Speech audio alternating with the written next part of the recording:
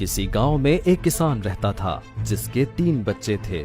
एक दिन किसान ने देखा कि उसके बच्चे आपस में लड़ रहे हैं। किसान ने बच्चों को बुलाया और हर एक बच्चे को लकड़ी का एक बंडल दिया और कहा कि इन तमाम लकड़ियों को तोड़कर दिखाओ। सब बच्चे लकड़ी के बंडल को तोड़ने की कोशिश करने लगे, मगर कोई भी कामयाब न हो सका। किसान ने बंडल खोला और एक एक लकड़ी हर बच्चे को दे दी और कहा, अब इसको तोड़कर दिखाओ। इस बार हर कोई लकड़ी तोड़ने में कामयाब हो गया।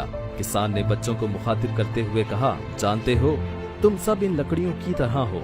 तुम लोग अगर लड़ोगे तो अलहदा हो जाओगे और कोई भी तुम्हें आसानी से नुकसान पहुंचा सकता है, लेकिन अगर तुम सब मिलकर रहोगे तो कोई भी तुम्हें नुकसान नहीं पहुंचा सकता, जैसे तुम लोग लकड़ी के बंडल को नहीं तोड़ सके।